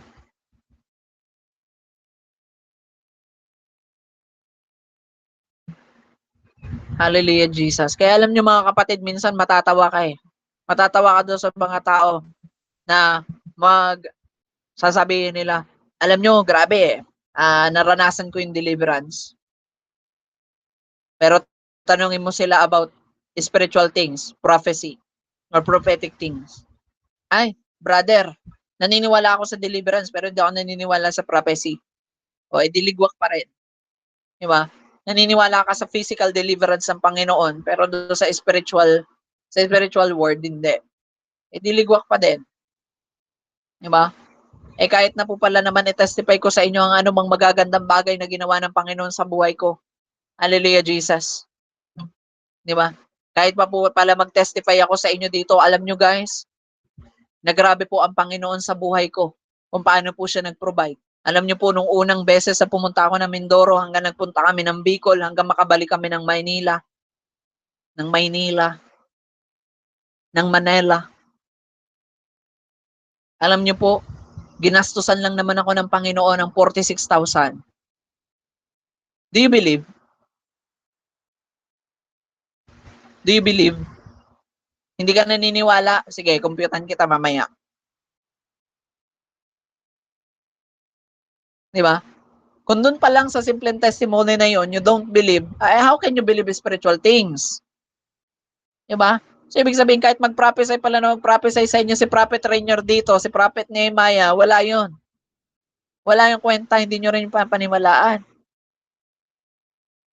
Di ba? Ay, talaga? Gumastos sila ng 46,000 doon? Oo, talaga ba? Talaga, kaya mag-provide ng Panginoon? Amen. Di ba? It is yes. Buti nga, nabura ko na yung aking denomination. May compute pa kaya ng denomination. Sponsor 1. Diba? Sponsor 2. Diba? Pulangge. Binigay ng Panginoon, 16,000. Next. Tigaon. Panganiban, 2,500. So on so forth. Diba? If you don't believe this kind of testimony, how can you be?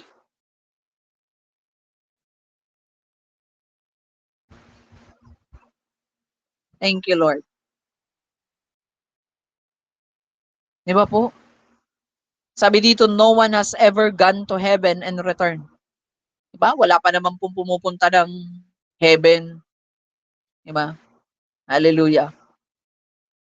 Kaya minsan matatawa ka eh. Kaya ako, hindi na ako nagte-testify ng heaven eh.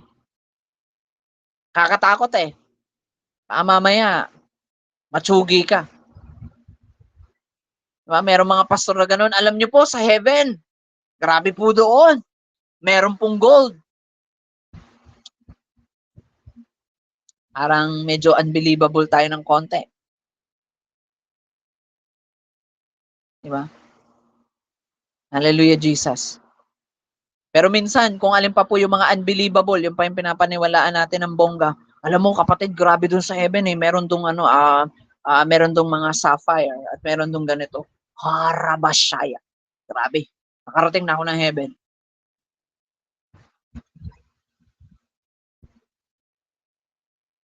Mapaniwalang-paniwala ka, talaga ba? Wow, amen, hallelujah. Diba? Matatawa ka na nga lang minsan eh. Ito yung madalas na nagaganap or nakikita natin sa buhay eh. May mga tao na pupunta sa iyo. Alam mo, bro, na-encounter ko talaga ang Panginoon. Grabe, sobrang pogi. Hindi nagbasa ng Bible. So hindi nagbasa ng Bible. Wow, talaga? Ganun ba kagrabe, kapogi ang Panginoon? Oo, grabe yung balbas niya, yung ano niya. Kinis ng mukha. Parang nagpabelo. So dahil hindi nagbasa ng Bible, sinabi nga ng Bible, di ba? We are not deserving to see the face of God. Glory pa lang niya. Di ba? Even nga si Prophet Isaiah, sinabi niya the moment, di ba, na mapunta siya sa heavenly realm, hindi niya kayang tignan ang kabuuan ng Panginoon. Paalang ang kanyang nakita. Si John sa Revelation, sinabi niya doon, na presensya pa lang ng Panginoon na hindi niya nakaya. Ano pa kaya yung tingnan niya ang mukha ng Panginoon or ng Diyos Ama?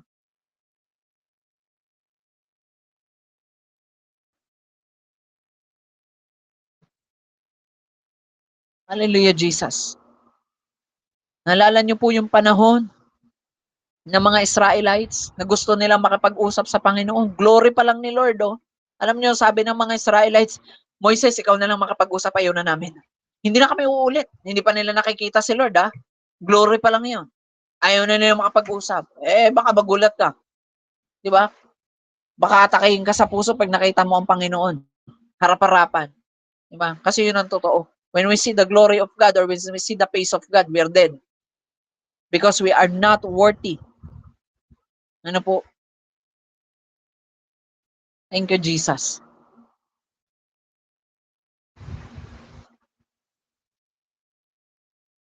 Kaya nga po nagkatawang tao ang anak eh.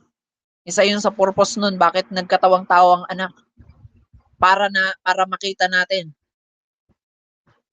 ang ama sa anak. At yun din ang reason. Bakit may mga anointed vessel tayo sa panahon natin ngayon? Para makita natin ang ama or ang Diyos na ating pinaglilingkuran. Ito pala yung Diyos na ating pinaglilingkuran. Thank you, Jesus. Alam nyo, balikan ko lang po itong verse na ito sa John 3, 1-2. Basahin nyo po yung nakalagay sa dulo. Your miraculous signs are evidence that God is with you. The same thing na sinabi ni Nicodemus diyan is the same thing na sinabi ng Panginoon kay Moses. Moises, ano ba ang nasa kamay mo? Sapat na yan para malaman nila na ako'y nasa sa iyo at ikaw ay nasa akin. Same thing na sinabi ni Nicodemus sa Panginoong Yesus. Lahat ng signs and miraculous signs, wonders na nakita ko sa iyo, Panginoon, or rabbi, or guro, ay sapat ng ebidensya na ikaw ay sinugo ng Panginoon sa amin.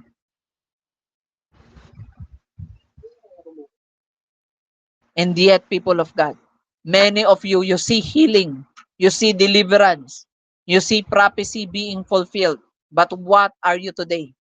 You are still unbelief. You are still not believing. You are still not believing to the God that I am preaching you today. Alam mo yun? Nakakita na kayo ng signs, wonders, and miracle na naganap sa kalagitnaan sa harapan ninyo. Pero bulag ka pa rin until now at ayaw mo pa rin maniwala. Pero hindi nyo po ba alam na sapat na yun? Prophecy na ibinigay ng Panginoon sa Walk in the Jesus Road Ministry. Focus on walking the Jesus Road Ministry and I will make you fruitful. Nakita niyo po yung fruitfulness na meron ang WTJR until today. Hindi pa po ba sapat yun? Yung prophetic fulfillment na yun for you to believe that God is here? That the God that we serve is the God who created heaven and earth? Hindi pa po ba sapat yung mga nakita natin for us to believe?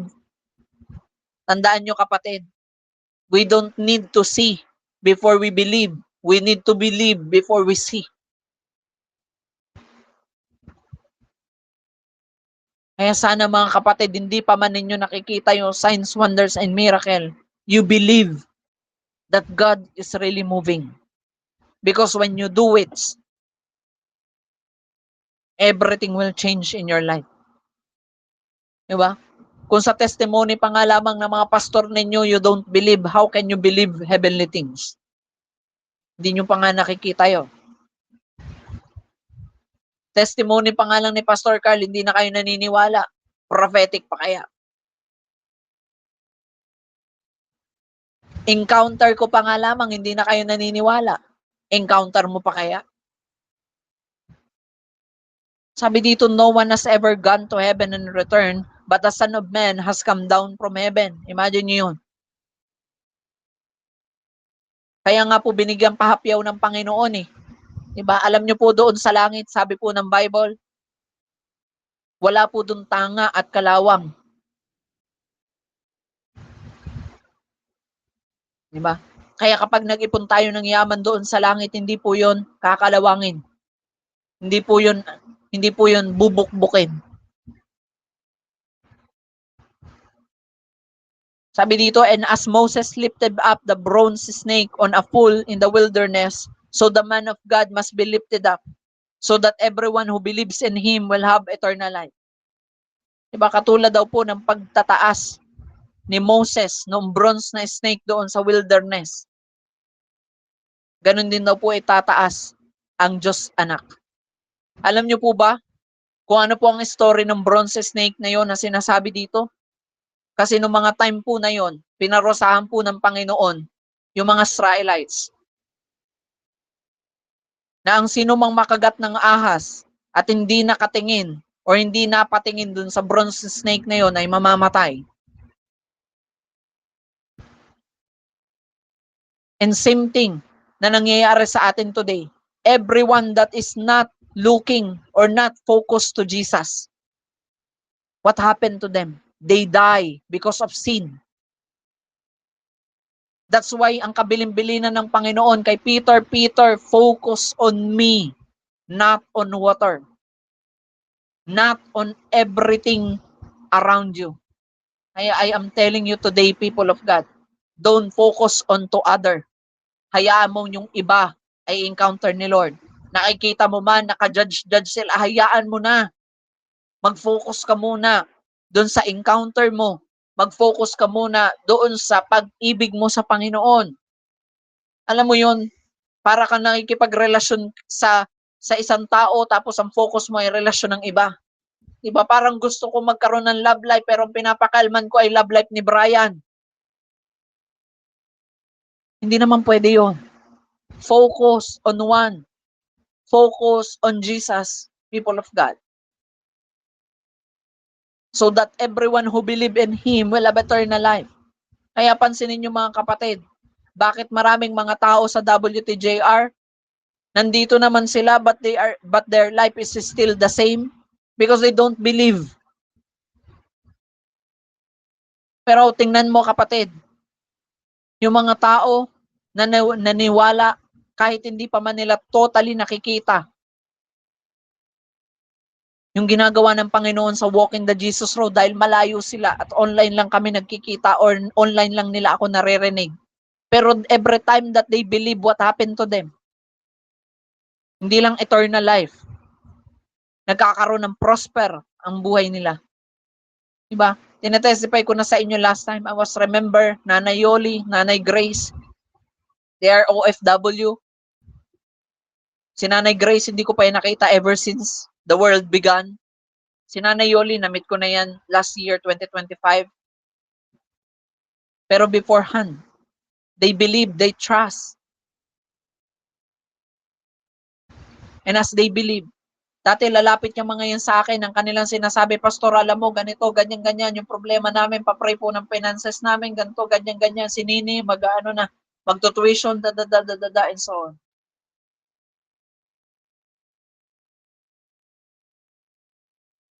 You see, they ask wisdom, they ask confirmations, they ask knowledge, and then afterwards, they believe on it.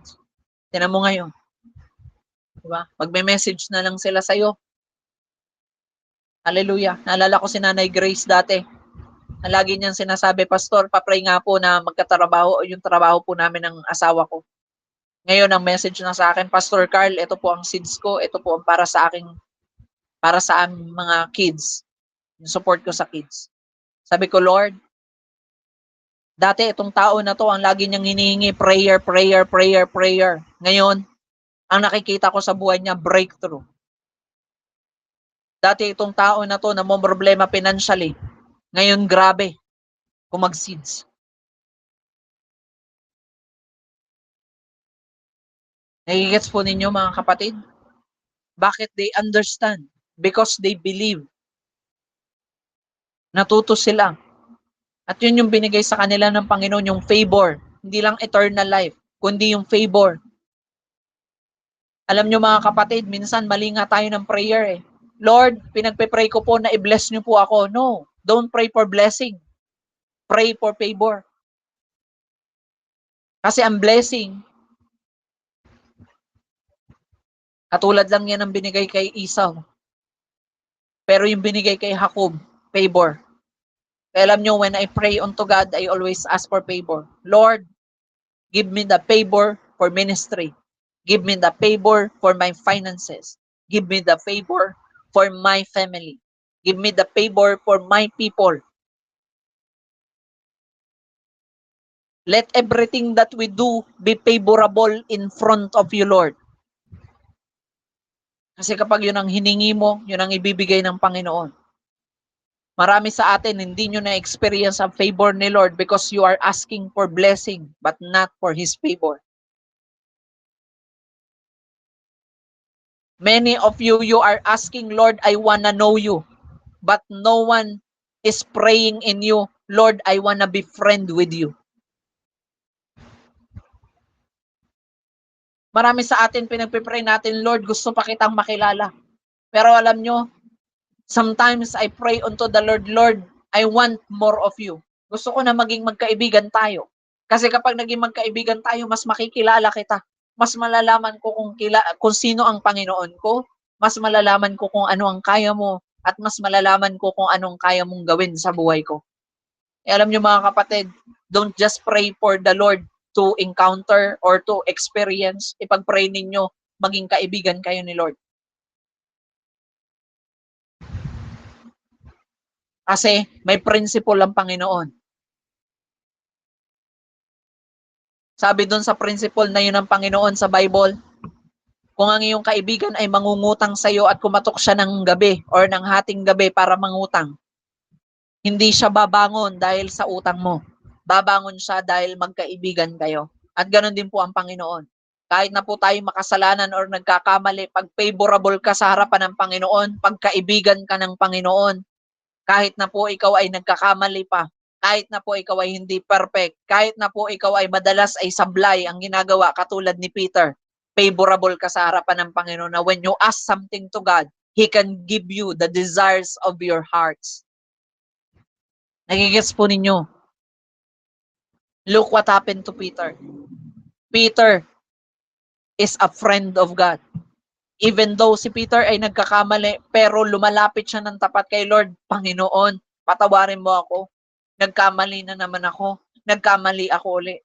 Pero tingnan nyo naman yung favor na ibinigay ng Panginoon kay Peter. He possessed what? Supernatural anointing lang naman, mga kapatid. Supernatural. To the point na anino pa lang niya, wala pang declaration, gumagaling na. At hindi yung kayang gawin ng ibang apostol. Only Peter can do that. Other apostle can do deliverance, but Peter is favored that his shadow can heal sick. Jesus. You know what, people of God?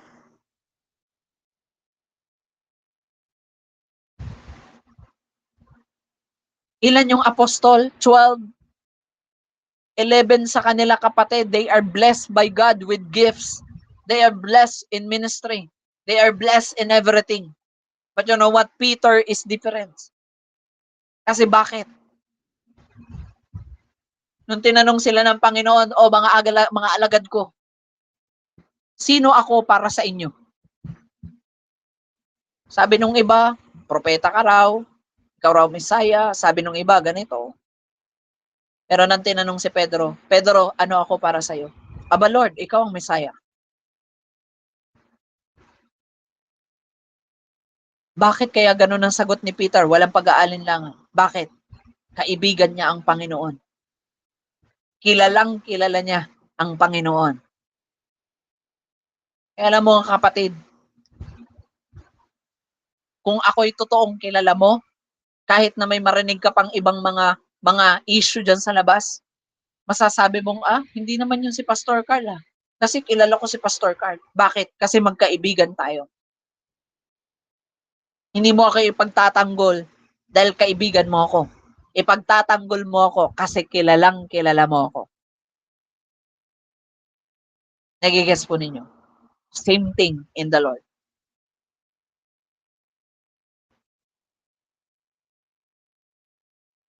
Thank you, Jesus.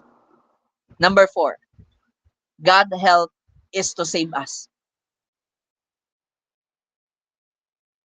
Ano daw? God's help is to save us.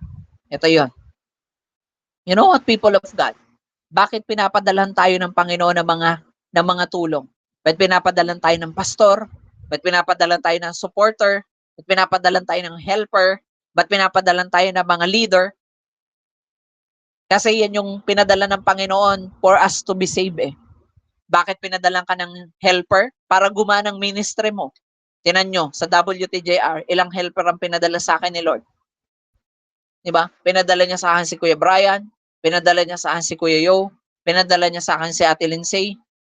Diba? Ang tagal ko ng helper ang mga yan. Ate Lindsay is about, if I'm not mistaken, 2021, siguro mga 4 years to 5 years, helper ko na yan. Si Kuya Yo, since nagsimula kami ng 2020, andyan na yan. Diba? We are 6 to 7 years na magkakasama, helping in our ministry. Si Kuya Brian, 2 years. Kasi nagsimula ang WTJR, nandyan na yan to help this ministry. Nagigas po ninyo? Bakit ibinigay ang mga yan ng Panginoon? Di ba? Kasi katulungan yan sa atin para isave niya tayo, para dalhin nila tayo doon sa promised land na ibinigay sa atin. Kasi kung wala yung mga help na ibinigay na yan ni Lord, how can we be? Di ba? Parang ganito, aanin ko ang pagiging pastor ko kung wala naman akong member. Di ba? Wala naman akong pakialam kung ako pa'y tawaging founder ng isang church. Aanin ko naman yung title na yun kung wala naman akong member. Di ba? Aanin ko pa yung title na apostol, na ang ibig sabihin ay sent one. Kung ni minsan, hindi naman ako na-sent ng Panginoon. You see, people of God? Kaya alam nyo mga kapatid, maging grateful kayo. Sino man ang ipadala sa inyo ng Panginoon para i-help kayo. Hayaan yung tulungan nila kayo sa paglilingkod kay Lord. Nagigets po ninyo? Naalala ko ng mga time na nagpunta kami noon kay Nanay Ann. Si Nanay Ann noon, nasa biyahe na ako, kalagitnaan na kami ng tren, no? Siguro mga nasa Ortigas na kami ng mga time na yon. Nag-message, Pas, wag na kayong pumunta dito, wala akong invite. Sabi ko, Nanay, nasa gitna na kami ng biyahe, hindi na kami babalik, diretso ko na to. Kung sino man na nandyan, bahala na. Eh, pagdating namin, nandun yung mga bata. Oh, tingnan nyo? Sabi ko sa kanya, nanay, ang kalooban ng Panginoon, hindi yung in-invite mo. Ang kalooban ni Lord, yung mga bata ang itaniman natin. Tingnan nyo hanggang ngayon, nandun pa rin yung mga bata. Diba? Dumadami. Diba? Pero bakit ba kami nagkakilala ni Nanay Ann? Bakit? Kasi helper siya na nilagay ng Panginoon sa buhay ko. Bakit? Hindi ko naman mapupuntahan yung Novaliches nang wala siya eh. Si Kuya Brian, hindi ko naman mapupuntahan ng Kapalongga kung hindi ang binigay ng Panginoon na helper. Diba? Ano eh, sino pupuntahan ko doon? Diba? Gala-gala lang. Diba?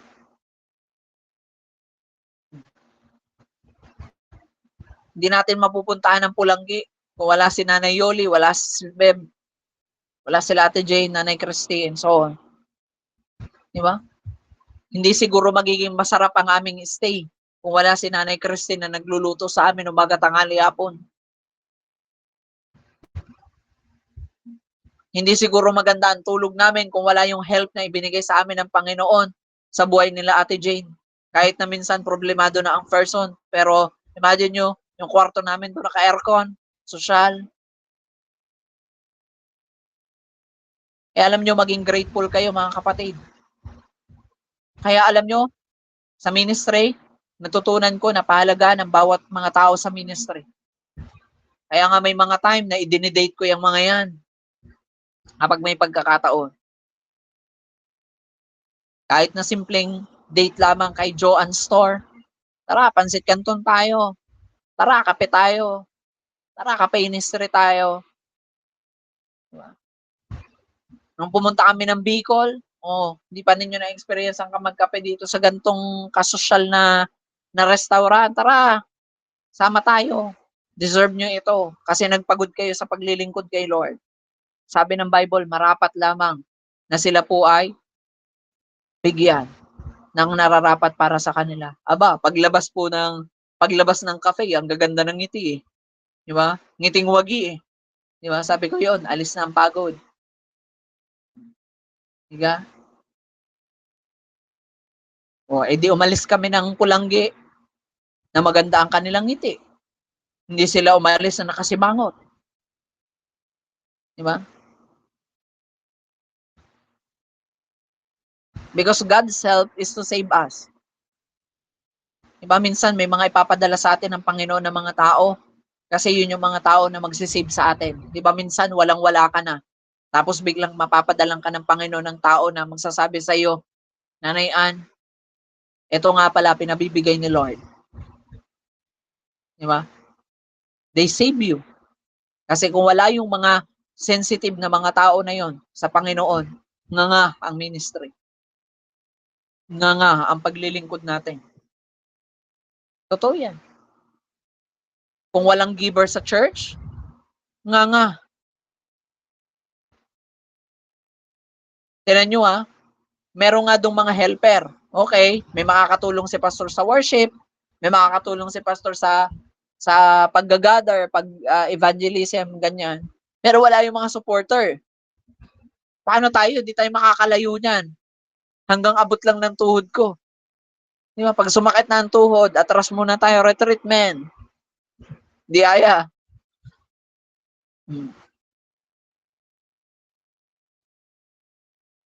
Naalala ko dati, ang pinakamalayo namin napupuntahan dati, Bacoor. Ngayon, ang pinakamalayo ko na mapupuntahan, Tacloban. You see, people of God, kung wala yung mga supporter ng Panginoon, wala yung mga faithful tithers ni Lord, wala yung mga seeders ng Lord, wala yung mga farmer ng Panginoon, na helper ng ministry, hindi tayo makakalayo. Hindi tayo makakapag-reach out ng maraming tao. Baka hindi man lang namin namutaktakan yung mga taga-Kapalongga. Di ba? Hallelujah, Jesus. Sabi po dito, John 3:16-17, for this is how God loved the world. He gave His one and only Son. Ano po ba ang purpose ni Lord? Bakit pinadala ang kanyang bugtong na anak? Para iligtas niya tayo. Bakit pinadalang kayo ng pastor? Para iligtas kayo saan? Di ba? Yung sa maaring kamatayan. Kaya nga ang dala natin salvation eh. So that everyone who believe. Paano kung hindi kayo naniniwala? Diba? Binigyan ka nga ng pastor, di mo naman pinapaniwalaan. That's the reason why you perish. Kasi sabi dito, if you believe, you will not perish. Kaya pansinin nyo, minsan nga napag-usapan namin yan ni Kuya Yo, sabi niya nga nung, pa, alam mo ba, sa WTJR, yung mga tao na hindi naniniwala at mga hindi nagtitiwala sa command or mandate na ibinigay ni Lord sa WTJR, pansinin mo ang buhay nila ngayon. Nga pa rin. Sabi ko nga, no, imagine nyo, kaming dalawa ni Kuya Yo, full-time kami pareho sa ministry. Di ba? Pareho kaming ginigera ng aming mga kamag-anak. Si Kuya Yo, hindi daw nag-aral. Kasi daw may pagsama-sama sa akin. Di ba? Nasisi pa ako ngayon. Kasalanan ko pa kung bakit hindi yan nakatapos ng college. Pero hindi nila alam, may other purpose. Di ba? At hindi naman siya tumigil dahil nagmi-ministry kami. Tumigil siya kasi wala nang pampaaral ang kanyang mama. Dahil namatay ang kanyang papa. Di ba? Totoo yan. Bad influence daw ako. Di ba? Sabi pa noon, yan, kaya ganyan ang anak mo, Osay. Sama na sama kay Dave kung saan. Ngayon, alam niyo po, yung mga nambabash sa amin, helper na ngayon. Sabi ba naman, ayos ang ginagawa ng anak mo ngayon, Kung saan nakakarating. Sana, ganyan din yung mga anak ko. Sa isip-isip ko, dati ayaw nyo, Ngayon gusto nyo na din? Gusto nyo na din mahirapan? Gusto nyo na rin mamura? Di ba? Hallelujah. Di ba? For those who believe. Kaya alam nyo mga kapatid, maniwala kayo doon sa mga taong pinadala sa inyo ni Lord para tulungan kayo. Maniwala at magtiwala po kayo. Pinadala ng Panginoon sa inyo, sa mga mini-ministry dito ni Sis Beb. Pinadala sa inyo ng Panginoon Sis Beb. Ako na magsasabi sa inyo, hindi siya perfectong leader. Pero pinadala siya sa inyo ng Panginoon kasi siya ang gagamitin ni Lord para i-save kayo. Sa grupo ni Kuya Yo, believe onto the word that they carry. Bakit? Pinadala yan ng Panginoon sa inyo to save you guys. Bakit prophetic yan? Kasi maaring oo, hindi natin nakikita yung pangangailangan spiritual. So pinadalan tayo ng mga propeta para makita natin kung ano yung tamang pangangailangan or yung needs. Diba? At sabi dito, God sent His Son into the world to judge the world, but to save the world. Diba? Pinadala daw po ang Panginoon, hindi para i-judge ang mundo. Kaya kapatid, hindi ka pinadala ni Lord sa kapwa mo para i-judge mo sila. Marami sa atin, kala mo, pageant yung pinuntahan. Mga judgmental. Pinadala ka ni Lord para i-save ang kapwa mo. Hindi i-condemn. Hindi rin ipahiya. Hindi rin ipahamak. Pinadala ka dyan para i-save mo sila. Hindi para i-judge mo. Gets mo? Sabi nga ni Ana Manalastas, kung kilala nyo yun, kuha mo,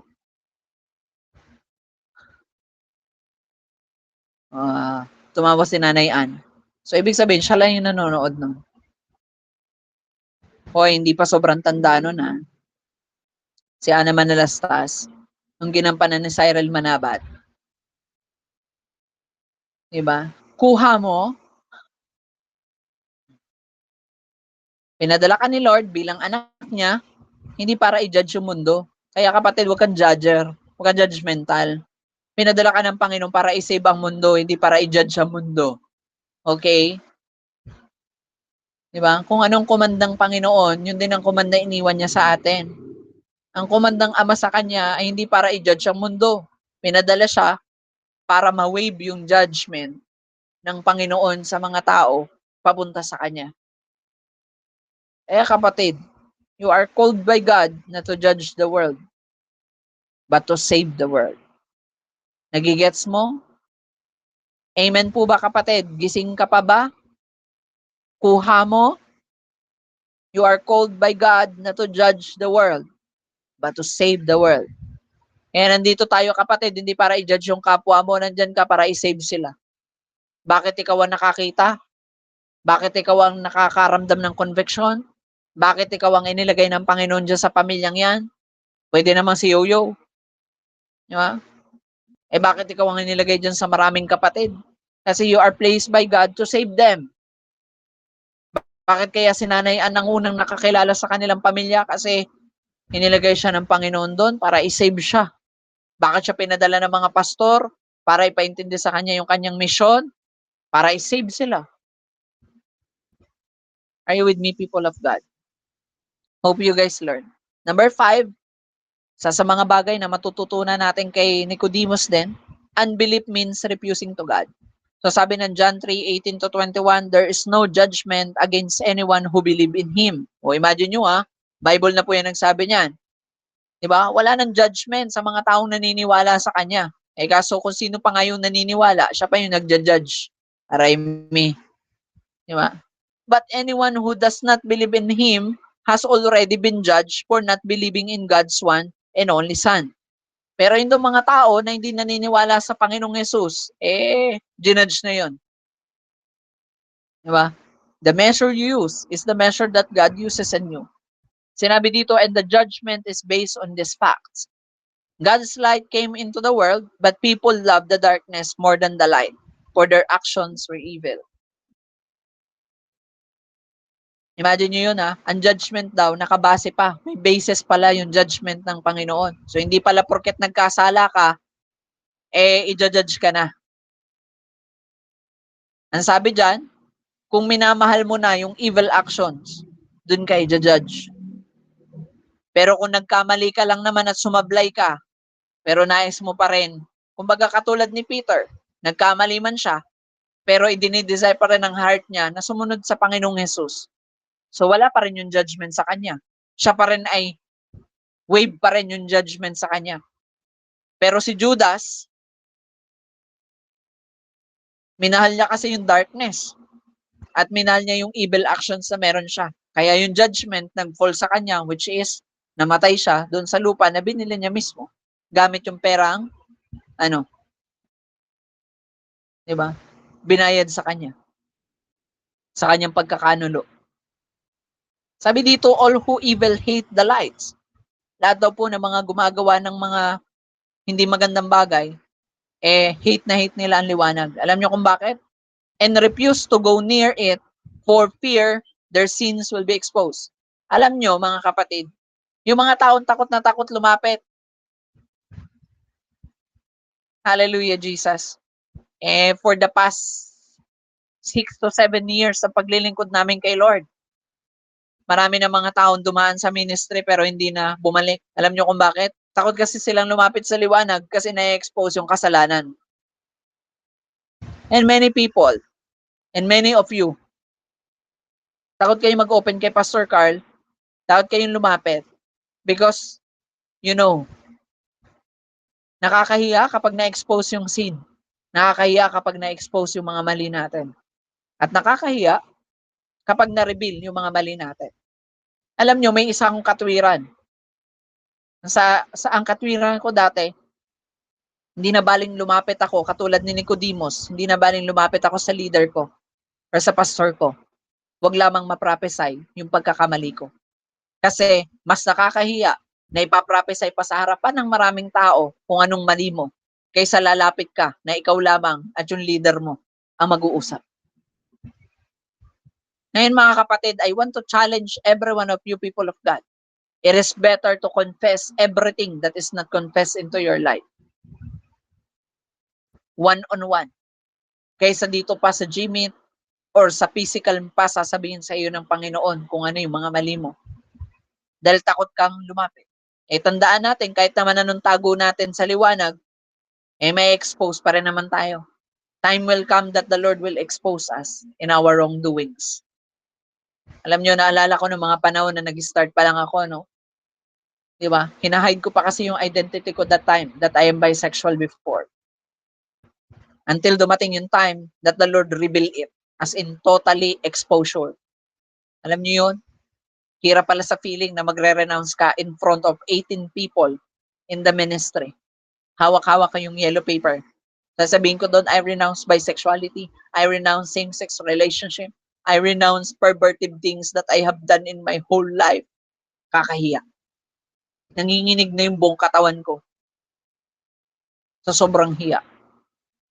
Pero pinagtagumpayan ko.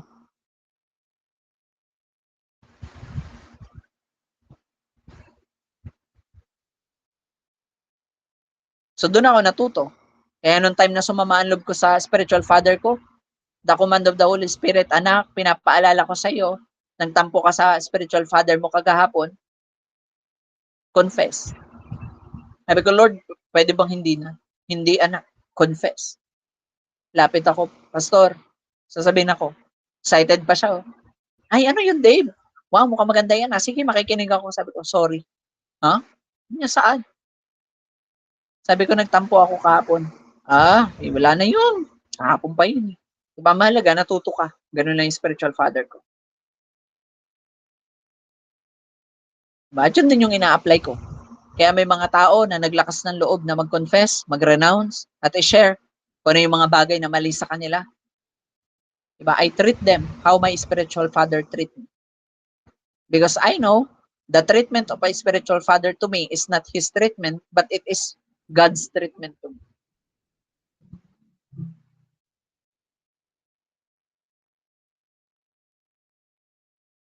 Thank you, Jesus. Natuto po ba kayo? Sabi dito, all who do evil hate the light and refuse to go near it for fear their sins will be exposed. Kaya nga po yung mga taong lumapit sa mga lingkod ng Diyos na anointed eh. Kasi baka ma-reveal kasi, baka ma-expose yung mga kabet, baka ma-expose yung mga hinanakit, yung galit, sama ng loob, so on.